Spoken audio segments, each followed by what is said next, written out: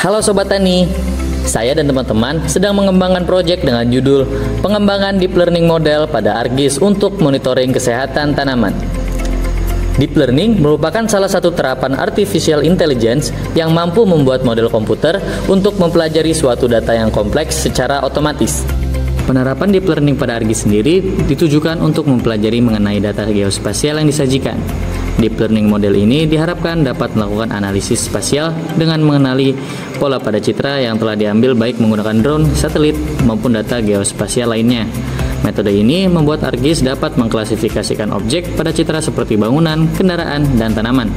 Babotan Lampung sendiri menerapkan ilmu geospasial pada bidang pertanian. Kami melakukan pengembangan pada tanaman terong. Monitoring dengan memanfaatkan data geospasial secara teratur tentunya dapat mempermudah dalam melakukan perhitungan tanaman pada suatu lahan.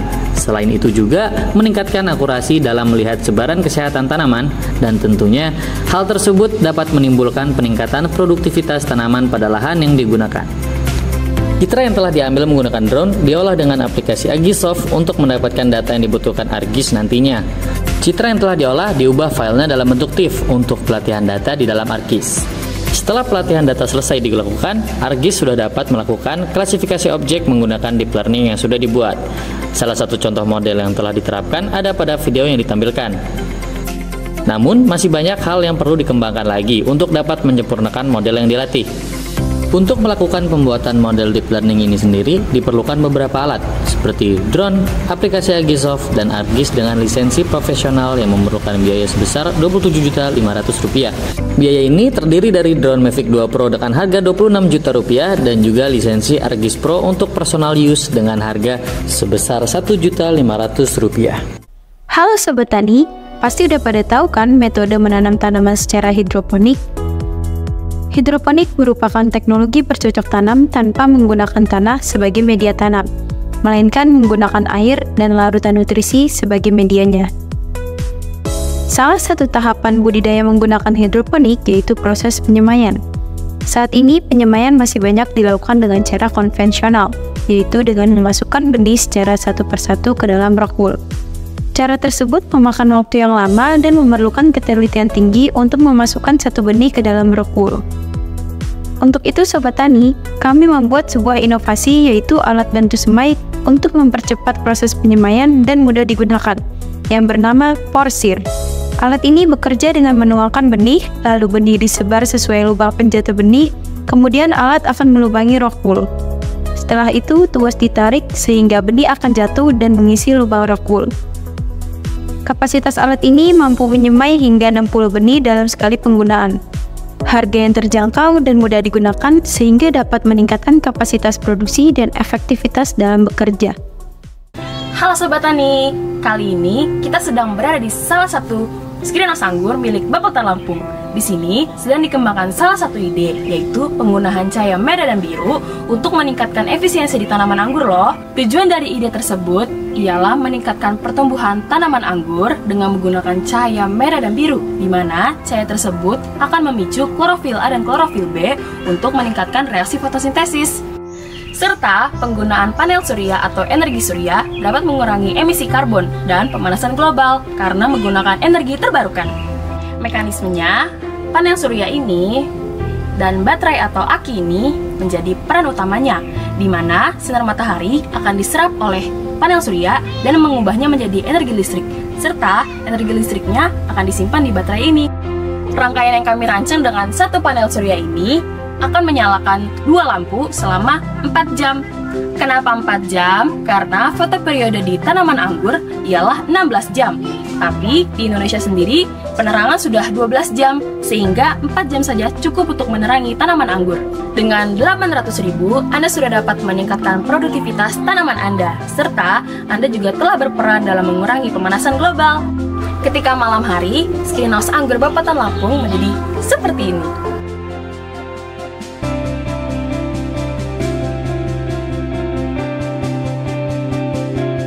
Halo Sobat Tani, kali ini kita sedang berada di instalasi reaktor biogas di Bapeltan Lampung.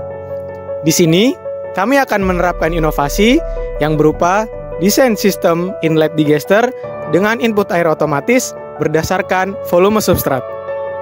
Biogas merupakan gas yang dihasilkan dari pemecahan limbah organik seperti kotoran ternak atau limbah dapur oleh bakteri anaerob.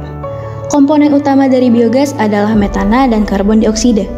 Untuk menghasilkan kualitas biogas yang baik, maka diperlukan beberapa kondisi yang perlu dijaga, seperti CN ratio, temperatur, pH, dan kadar air.